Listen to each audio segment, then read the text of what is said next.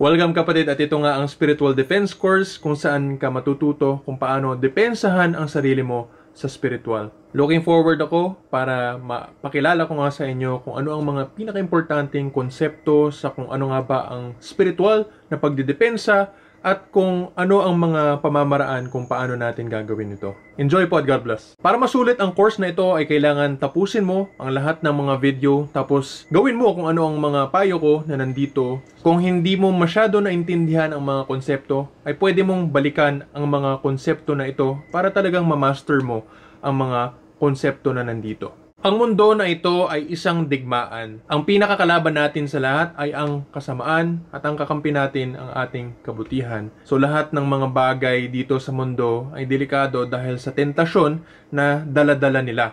At ang kasama dito ay ang mga spiritual na atake na pag-uusapan nga natin kung ano ang mga ito mamaya. Pero importante ay malaman natin na digmaan ito at hindi lang tayo basta-basta pabanjing-banjing dito na wala tayong iniintindi na mga panganib sa paligid natin. Ang nagpapahina sa ating lahat ay ang kasalanan. Ang kasalanan din ang dahilan kung bakit nga tayo binagsak dito bilang mga tao para magdusa sa mundo na puno ng paghihirap. Para manalo tayo sa digmaan na ito ay kailangan nga natin maging banal. Kumbaga, iwasan natin yung kasalanan. Gawin natin kung ano ang kabutihan. At kung nagawa natin ito ay hindi tayo masyadong tatablan ng mga spiritual na atake. Lalo na kapag may sarili na tayong spiritual na proteksyon na angkop at sapat para doon sa mga spiritual na atake sa ating paligid. Kung mayroong digmaan sa pisikal na pwedeng magsapakan, sakitan, or patayan ang mga tao gamit ang pisikal or material na mga pamamaraan, mayroon ding spiritual na digmaan na pwedeng gumamit nga ng tinatawag na magic, sorcery, at kung ano man ang tawag dito sa mga spiritual na pag-atake ng mga ito. Kung kaya kailangan nga natin matuto mag-ingat katulad ng hindi naman tayo basta lang magpapabaril sa mga taong may baril, or hindi tayo pupunta sa mga lugar na alam naman nating delikado na may mga magnanakaw or slasher or mga kidnapper or di kaya mga murderer, mga mamamatay tao. Ganon din ang kailangan nating gawin na mag-ingat tayo sa mga tao na may spiritual na kapangyarihan na pwede tayong pasakitan sa spiritual na paraan. Ang spiritual na atake ay ang mga atake sa ating mga katawan na ginagamitan nga ng hindi material or hindi physical na mga pamamaraan. Kumbaga gumagamit nga dito ng dasal, orasyon, o di kaya mga mahiwagang kahoy, halaman, at iba pa. Kasama na din dito yung mga insekto o hayop na kapag dinasalan mo nga o may orasyon ay pwede mong pagganahin para nga pasakitan ang mga tao. So kumbaga, ang spiritual na atake ay ang atake na ginagamitan ng spiritual na mga pamamaraan. Pero kahit nga na wala kang kasalanan na nagpapahina sa spirito mo or wala kang masyadong kasalanan, kasi lahat naman tayo ay may kasalanan kahit papaano, pero magaan lang kapag wala kang mortal na kasalanan. Halimbawa, pwede ka ring matamaan ng spiritual na atake dahil ito ay atake katulad ng physical na atake. Kapag hindi ka umiwas sa bala ay mababaril ka kahit na wala kang kasalanan doon sa tao na nagbaril. Halimbawa, nadamay ka lang. So, kailangan mag-ingat ka doon sa mga atake sa'yo. Kung halimbawa, may bulletproof vest ka, kahit binaril ka, nakadepensa ka. Kahit na may pasa ka or may sugat ka, ay hindi ka mamamatay. Kumbaga, hindi masyadong naging malakas ang epekto ng bala sa'yo. Ganun lang din, may spiritual na digmaan katulad din ng material na digmaan na kailangan matuto ka sa kung ano yung mga atake, paano dumepensa, at binigay ko na nga sa inyo kung ano ang pinaka-importante sa ating depensa ay ang pagdasal nga at pag-iwas sa mga kasamaan at paggawa ng kabutihan. Pero bukod pa doon ay may kailangan tayong mga matutunan para tayo ay makaiwas nga sa mga spiritual na atake at hindi tayo mamatay sa spiritual na digmaan. Siyempre mga kapatid, makakaiwas tayo rito, kaya nga kailangan natin matutunan kung ano ang mga batas sa mga spiritual na atake para magawa natin kung ano ang tama at maiwasan natin kung ano ang mali para maligtas tayo, makaiwas tayo sa lahat ng mga spiritual na atake at ang mga masamang epekto ng mga ito. Kaya nga ako nagturo ng course na ito para matutunan nyo.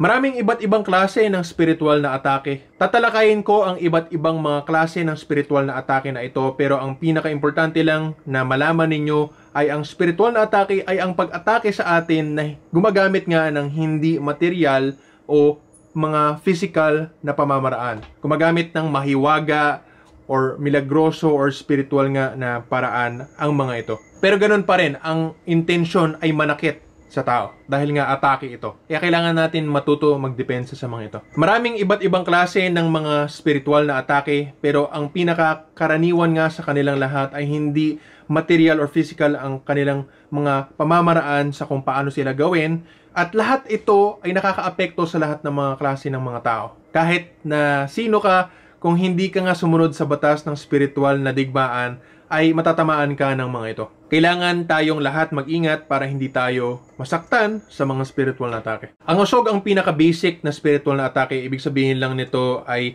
inisip ka ng isang tao at kadalasan ay may halong inggit ang ganyang pag-iisip. Pero kahit nga walang halong inggit, ay pwede makausog tayo sa kapwa nating tao dahil lang sa pag-iisip natin palagi sa kanya or pag-chismis. Tapos maapektuhan siya, depende rin sa pagkasensitibo niya. Kasama na rin ito doon sa tinatawag na evil eye kapag may mga tao ay nag-usog na medyo papunta na rin doon sa sunod na spiritual na atake na tinatawag nga nating sumpa. Pero kahit nga na parang medyo napatingin ka lang na ano ba yung tao na yon, ay pwede kang makausog sa kapwa mong tao. Depende sa kalakasan din ng spirito mo at sa pagkasensitibo ng tao na nausugan mo. So ang usog, kumbaga, yan ang pinaka-basic bago nagiging sumpa ang isang pag-isip natin sa kapwa nating tao. Ang sumpa naman, ito yung next na hakbang, sunod na hakbang doon sa tinatawag nating usog, dahil ang sumpa ay nagmumula sa galit na mula sa puso ng mga tao na nasaktan. So halimbawa ay nasaktan ka, ang puso mo na galit doon sa taong nakasakit sa'yo ay magdudulot ng sumpa doon sa tao na nakasakit sa'yo. So kumbaga normal siya, at kadalasan ito nga talaga ang nangyayari sa mga tao. So may mga sumpa mula sa mga ninuno. Kung halimbawa naging masama yung mga anak or mga apo nila, ay susumpaan nila yung mga anak or apo, or yung buong angkan, pwede ring sumpaan yan. So dahil sa galit yan na mula sa puso, isa yan sa pinakamabigat na sumpa dahil nga ay sumpayan mula sa mga ninuno natin. Kaya wag sana tayo magpatigas ng ating mga ulo at makisama tayo sa mga ninuno natin. Respetuhin natin sila. Tapos may sumpa doon sa mga tao nga na nasaktan natin, susumpaan tayo, matatamaan tayo niyan. Tapos yung mga iba naman na tao na nagsumpa sa'yo dahil sa inggit nila, nakakaapekto rin yan. Pero hindi kasing bigat ng mga sumpa na talagang ikaw yung may kasalanan kung bakit nagalit sila. Lahat ng klase ng sumpa ay nakakaapekto sa atin, kung kaya mas maganda nga, sa abot ng kaya natin ay huwag tayong magpagalit ng mga tao. Huwag tayong mang-apak or mang-abuso kasi masusumpaan tayo. Tapos kung sensitibo nga ang tao na nasusumpaan siya ng mga taong naiinggit sa kanya, kailangan niya ng mga spiritual na protection katulad ng habakte spiritual. Mas lalo na yung tao pala na nausugan kasi yun yung mas sensitibo na madali lang siya mausugan. Ang sumpa ay nagdudulot nga ng kabigatan sa buhay, ng kamalasan o di kaya ng kapangitan. Ang kulam naman ay ang sadyang atake ng profesional. Kasi yung sumpa, yun yung parang amateur lang dahil nga ay galit lang ng tao tapos yun ang nakadulot ng sumpa. Pero ang kulam, gumamit na talaga ng orasyon, ng dasal, at marunong gumawa ng mga tinatawag nga nating mahika or black magic na gumagamit nga ng manika, mga halaman, mga kahoy, at iba pang mga bagay na hindi gumagalaw na makukuha natin sa kalikasan. Lahat yan ay pwedeng gamitin para mangkulam sa mga tao. Kasama na dito yung tinatawag nating tegalpo, palipad hangin. Sa Bisaya, ang kulam naman ay tinatawag na paktol. Ang kulam pwedeng gamitin para pasakitan ang target sa matagal na panahon or di kaya patayin agad. Pwedeng gamitin din ang kulam para magpahirap or magpapangit sa mga tao. Maraming pwedeng gawin sa pagkukulam. Ang barang naman ay spiritual na atake na gumagamit ng mga insekto or hayop para pasakitan ang target. Ang importanteng pagkakaiba nito sa kulam ay hindi gumagalaw ang mga ginagamit ng mangkukulam, kumbaga mga kahoy, halaman, at mga buhangin, ganon.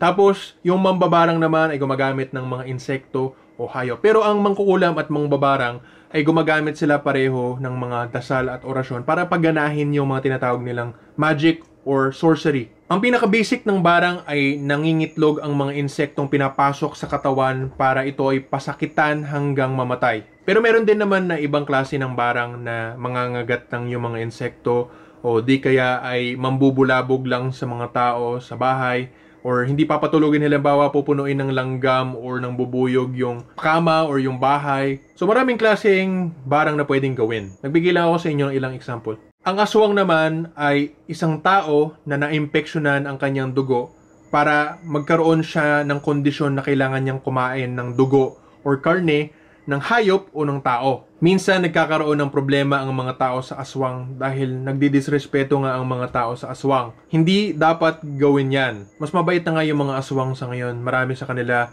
ay nagtatali na lang sa kanilang sarili para hindi sila lumabas ng gabi para mangain ng mga tao dahil nga ay hindi naman nila gusto gawin ang pagkain sa karne o dugo. Nagkaroon lang talaga sila ng sakit sa kanilang dugo. Sila ay magkaroon ng hunger or ng pagnanasa, gutom para sa karne at dugo. Dahil nga dito sa sakit na to na spiritual ay nabibigyan din sila ng mga kapangyarihan na lumipad. Tapos mabilis din silang kumilos at pwede rin silang maging hayop o mga halimaw nga na marunong kumain ng tao. Tapos nagiging malakas sila. Ang ilan sa kanila, pwede rin sila na magkaroon ng aura na maganda na lalaki o babae sila. At yun nga yung nagagamit nila na pang-akit para kumain ng mga tao. So kailangan natin mag-ingat kasi baka aswang pala yung kausap natin. Pero hindi naman nakakatakot ang mga aswang kapag nakisama ka sa kanila. Lalo na kapag halimbawa ay kapitbahay mo sila basta ay nakisama ka sa kanila ay hindi ka nila aanuhin. Mas mahirap pa nga na maging kapitbahay ang magnanakaw kesa aswang. Importante lang gawin ay respetuhin ang mga aswang para hindi ka nila aatakihin. Pero kung aatakihin ka ay mahirap na paalisin sila dahil nga ay kung nainsulto mo sila sa pagbibiro. Halimbawa yung parang ginaganon mo yung sundang, yung bolo, parang ayaw nila yung sound na ganun eh. So isa yon sa iniinsulto mo sila tapos hinahamon mo. At meron din na kapag gumagawa ka ng biro tungkol sa mga aswang na hindi naman maganda, yun ang mangyayari sa'yo na hahantingin ka nila kahit nasaan ka. Huwag nyo sana subukan. Kung gusto nyo subukan, kayo na bahala. Pero ang sinasabi ko nga sa inyo ay huwag nyo sanang subukan para hindi kayo magkaroon ng problema sa mga aswang. Kasi tao rin naman sila, nagkaroon lang sila ng infection sa dugo. Tapos isa pang atake na pwedeng mangyari sa inyo ay kung subukan nila na convert nga kayo, maging aswang kayo, may papakain sila na itlog sa inyo para kayo ay maging aswang. So ilalagay nila yan sa pagkain tapos papakain nila sa'yo. So yun, isa na kailangan yung pag-ingatan nga at kailangan nyo ng protection katulad ng habak de spiritual na meron kami na binibenta para makaiwas kayo doon sa mga ganyang klaseng atake sa aswang. Kasi magiging aswang na rin kayo, magiging infection na rin sa dugo nyo tapos hindi na kayo normal na tao. Maaaring makasakit kayo sa maraming tao din. Lason, merong mga material na lason na pwede talagang ilagay sa mga pagkain natin. Pero bukod doon ay may mga spiritual na gumagamit ng orasyon, ng mga tinatawag nga na manglalason or hiloanon. So meron talaga silang mga kapangyarihan na dahil sa binigay sa kanila, sa kabataan nila, tas may mga orasyon sila. Kaugnay din sa mga pagkilos sa buwan, ay kailangan mo mag-ingat sa mga ganyan kasi pwede kang malason. Dahil lang sa pagtapik sa'yo, kailangan magtapik ka ulit sa parehong paraan para lang hindi ka malason nila. Tapos may mga orasyon na kailangan mo nga sana ng mga spiritual na protection para hindi ka malason sa ganyan. Pero ang pinaka-common yung tapik. So pag tinapik ka, magtapik ka rin para hindi ka malason. Ang sapi naman, pinasukan ka ng espiritu or ibang spirito na hindi sa'yo at magiging iba yung personalidad ng katawan mo or yung pagka-ikaw kasi iba na yung espiritu na nagmamaneho sa'yo. Maaring malaman mo kung ano yung mga nangyayari sa'yo or minsan nga ay mawawala sa memory mo, hindi mo alam kung ano yung nangyayari sa'yo kasi nga ay nawala ka dun sa katawan. Tapos ito ay hindi man masyado matagal. Ang gayuma ay mahiwagang pag-akit para mapamahal ang isang target sa nanggayuma or sa kliyente ng nanggayuma. Ang gayuma naman ay maaring isang spiritual na atake na mabuti or masama kasi yun nga binahagi ko dun sa video ko na pwedeng gamitin ang saktong gayuma kapag ito ay nagtutulong sa mga tao na magbalikan lalo na yung mga mag-asawa para yung broken family ay maayos. Pero kapag yung gayuma naman ay ginamit mo para magsira ng mga pamilya or di kaya ay mangloko lang, manglande, yun yung mga masasama na paraan ng paggamit ng gayuma. Pero ang gayuma nga ay pwedeng gamitin sa mabuti o masama depende sa kung paano ito gamitin. Ang mga gayuma na hindi ginagamit sa tamang paraan ay madaling masumpaan or maputol dahil kung magkaanak ang ginayuma or ng gayuma ay magkakaroon sila ng pagbaklas doon sa gayuma na yon. Pero kung ginamit ang gayuma sa saktong paraan katulad ng ginagawa namin sa ritual, ay hindi ito masusumpaan at magdudulot nga ito ng pagkaayos sa pamilya. Pwede rin natin gamitin ang gayuma para baguhin ang ugali ng tao para maging mas mabait siya kaysa sa masama or bisyosong ugali niya. So, gaya na sinabi ko sa inyo, ay pwedeng gamitin ang gayuma sa mabuti o masama. Depende sa paggamit natin. Siyempre, kapag ginamit natin sa pang-abuso lang or panglande, na hindi na nga masaya yung ginayuma natin at hindi umaayos yung ugali nung nanggayuma or nagpagayuma, ay hindi maganda ang pagkakagawa ng ritual sa gayuma na yan. Ang tamang ritual sa paggayuma ay nagkakaroon ng maayos na pagmamahalan ang couple na ginayumahan natin. Ang atake naman sa kaluluwa ay kadalasan nangyayari dahil nga ay meron tinatawag na hungry ghost or yung mga kaluluwa ng ating mga ninuno or mga tao na nandoon sa lugar na kung saan nga may kaluluwa ay hindi sila naalayan or narespeto ng maayos, kaya nga sila ay nagagalit. At ang ginagawa nila nga paminsan ay sumasapi sila or sumasanib sa mga tao para maghuramentado, para iparamdam kung ano nga ang nararamdaman nila na hindi sila naalayan ng maayos. At meron nga sila kadalasan na kalagayan na hindi sila nakapagpanaw ng maayos, lalo na kapag violent ang mga naging kamatayan nila. Wala sila sa masyadong maayos na lugar sa kabilang mundo. Maaaring nasa madilim silang lugar, sa purgatorio, o di kaya sa impyerno. Depende na lang yan sa kung ano ang naabot nila. Maaari din na magdulot ng kamalasan or sakit ang mga kaluluwa, lalo na sa mga kamag-anak, o di kaya sa mga tao na nagdulot nga ng sakit doon sa kaluluwa na yon. So kumbaga yung mga tao na pumatay doon sa kaluluwa na yon ay mumultuhin dahil nga galit ang kaluluwa doon sa ginawa nila. Pwede rin naman mangyari na kapag nakasira tayo sa lugar ng mga engkanto o di kaya nagsuway tayo doon sa mga batas ng mga engkanto ay pwede tayong atakihin ng mga engkanto. Madalas mangyari ito kapag meron tayong sisirain na mga puno na alam naman natin or nararamdaman dapat sana natin na ito ay malaking mga kaharian ng mga engkanto o di kaya ay maghuhukay tayo ng mga ginto na sinabihan naman tayo na hindi sana dapat tayo maghukay sa mga lugar na yon dahil nga ay kaharian din ng mga engkanto yan. Maaaring pumatay ang mga engkanto o di kaya ay magdulot ng malalang mga sakit o kamalasan sa mga tao na sumuway sa mga batas or sumira sa mga kaharian ng mga engkanto. O di kaya kapag gumawa kayo ng mga nakakapag-insulto o nakakasakit sa mga engkanto katulad ng pagtapon ng asin sa mga lugar na alam nyo naman na may mga engkanto doon. So sana ay huwag nating gawin yan kasi yan ang makakadulot sa atin ng mga pagsakit sa ating mga sarili. Ang kadalasan sinasabi ng mga manggagamot na sumasapi ang engkanto na nagpapasakit sa mga tao ay kung hindi naman sila nakasira doon sa lugar ng mga engkanto, ay hindi manggugulo ang mga engkanto. Kadalasan ang mga sumasapi or sumasanib nga sa mga tao na pinapasapi ng mga manggagamot ay mga kaluluwa na nagkukunwaring mga engkanto para lang mas pansinin sila. Sa totoo lang, kawawa ang mga engkanto dahil hindi naman talaga engkanto ang problema kundi ang mga kaluluwa na kapag hindi rin maayos yung pagpanaw nila ay nagkukunwari na lang sila or napupunta sila talaga sa mga mababang lugar sa mga engkanto. Depende sa kung ano ang kaso. May iba't ibang paraan tayo para nga makadepensa tayo sa mga spiritual na atake at gaya nga ng sinabi ko sa inyo doon sa unang bahagi ng video na inuulit ko ngayon ay ang kabanalan natin ay ang pinakamaganda na depensa natin para sa lahat ng mga spiritual na atake. Ito yung pundasyon sa lahat ng bagay. Lahat ng ating mga nararanasan na kamalasan o sakit sa ating mga buhay na material man or spiritual ay may nakaakibat na kakulangan sa ating kabanalan or yung tinatawag natin na mga kasalanan. So kaya kailangan natin talaga na iwasan yung mga kasalanan at gawin ang kabutihan. Sundin natin yung landas ng kabanalan hanggang sa katapusan para tayo ay magtagumpay at hindi tayo basta-basta maatake sa spiritual.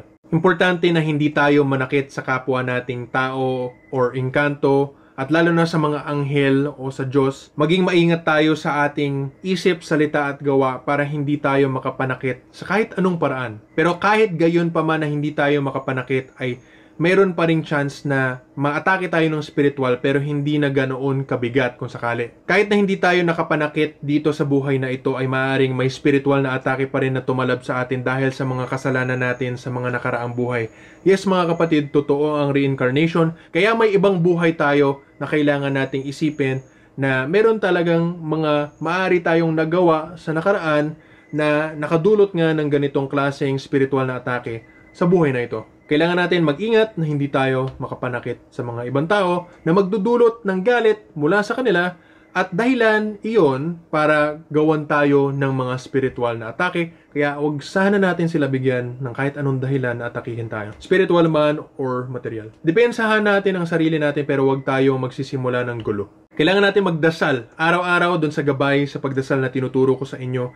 At kung nagmisyon kayo at nagme-meditate kayo sa tinuturo ko, ay mabibigyan kayo ng iba't ibang mga klaseng dasal at orasyon na magagamit nga ninyo sa pagdepensa sa inyong sarili sa spiritual na paraan. Kaya magsikap sana tayo sa pagdasal, doon sa gabay sa pagdasal, at sa pag-meditate para makakuha tayo ng informasyon at orasyon.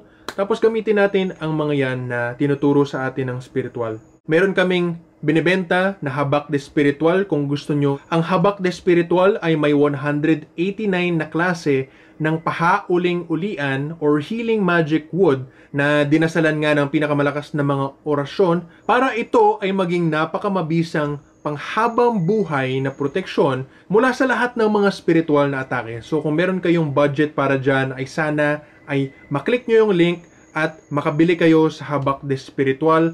Ang habak de spiritual ay gumagana sa kada tao. Ang 189 na klase ng pahauling-ulian na ito ay sinunog sa 7 Semana Santa or Holy Week para ito ay naging napakalakas. Ang ino-offer din namin na serbisyo ay ang ritual para tanggalin ang mga spiritual na atake para matanggal kahit anuman ang mga spiritual na atake na tumalab na sa iyo. So kapag mayroon kang sakit na hindi malaman ng doktor kung ano yon at marami ka nang pinuntahan ng mga manggagamot na hindi ka naman napapagaling, ay subukan nyo ang ritual namin para tanggalin ang mga spiritual na atake.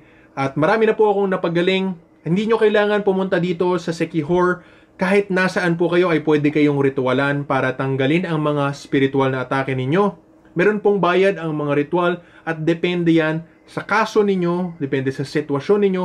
Kaya sana ay bigyan nyo kami ng picture at ipaliwanag nyo kung ano ang sitwasyon ninyo para malaman namin ang lahat ng mga detalye para malaman namin din kung magkano ang magiging ritual para sa inyo. Pwede nyo rin gawin ang ritual sa sumbalik pero separate na bayad pa ito sa ritual sa pagtanggal sa mga spiritual na atake. Ito ay kung gusto nyong isumbalik or ibalik sa pinanggalingan ang lahat ng mga spiritual na atake na nasa inyo. So, kung gusto nyong ibalik sa mga nagsumpa sa inyo, nagkulam, nagbarang, ay pwede nyong gawin ang ritual sa sumbalik para mangyari iyon. Kumbaga, makakapaghiganti kayo, pero sa tamang paraan dahil ibabalik lang natin na parang salamin or boomerang ang lahat ng mga spiritual na atake na pinadala sa inyo. PM lang po kayo or email para sa detalye. Click nyo rin ang link na ilalagay ko sa description. Ang pinakamagagawa din natin kung seryoso na kayo pero kailangan ay siguraduhin nyo na seryoso talaga kayo ay ang pagmisyon sa landas ng kabanalan bilang mga official inkantaong misyonaryo. Kasi ang mangyayari kapag nagseryoso ka na talaga sa kabanalan bilang isang inkantaong misyonaryo ay makakaipon ka ng points at enerhiya para lumakas ang spiritual mo. At dahan-dahan matutulungan ka na lumakas ang iyong pagdepensa sa lahat ng mga spiritual na atake at mababayaran mo yung mga karma mo na kailangan mong pagbayaran para hindi ka na masyadong maapektuhan ng mga sumpa o di kaya iba pang mga spiritual na atake dito sa katagalan ng panahon. At lalo na kapag nagtagumpay ka na sa misyon at makakauwi ka na nga rin sa pinanggalingan mo sa mundo ng mga engkanto. Kasi lahat nga tayo, gaya ng sinasabi ko sa mga iba kong video, ay mula sa mga mundo ng mga engkanto bilang mga hari o reyna na binagsak tayo dito para magsisi tayo sa ating mga kasalanan. Kaya kapag nakabayad na tayo sa lahat ng mga kasalanan natin na yon, ay uuwi na tayo. Kaya ang maganda ay magmission kayo para sa spiritual na pagdepensa sa lahat ng mga spiritual na atake. Pero bukod pa doon, ay para mabayaran nyo yung karma nyo at makauwi na kayo sa magandang paraiso na pinanggalingan niyo. Congrats sa pagtatapos mo sa course na ito ng Spiritual Defense. Ito ang mga basics para malaman mo ang mga iba't ibang mga spiritual na atake. Sana nakatulong ito para mas lumawak nga ang kaalaman mo at mas makadepensa ka kahit papaano sa lahat ng mga spiritual na atake na ito. Ang pinakaunang kailangan nga natin gawin ay maging aware sa iba't ibang spiritual na atake para matuto tayong magdepensa sa mga ito. Kapatid, sana makabahagi ka ng feedback mo tungkol sa course na ito. Kumbaga, kamusta ang course para sa iyo? Makakatulong yan para mas marami pa akong matulungan sa course na ito. Kapatid, sana maibahagi mo ang course na ito sa mga kaibigan mo, lalo na ang mga tao na sa tingin mo ay makikinabang talaga sa kaalaman na ito na malaman nila kung ano nga ba ang spiritual na pagdepensa sa kanilang mga sarili. Nag-iimbita ako sa iyo kapatid na mas tuklasin pa kung ano nga ba ang spiritual. Mag-meditate ka sa Free Third Eye Meditation ko at basahin mo ang mga gabay at sundin mo yung ibang mga video courses ko. Kung gusto mo magmisyon sa landas ng kabanalan bilang isang official na inkantaong misyonaryo, ay sana ay makasign up ka by email or di kaya sa pag-message sa akin sa Facebook ng mga detalye pagkatapos mo basahin ang gabay sa pagmisyon. Ilalagay ko po ang link sa description at ang sign up para sa email newsletter ko. Sign up ka lang para malaman mo kung may mga events or courses na papalabas. Maraming salamat po mga kapatid at God bless.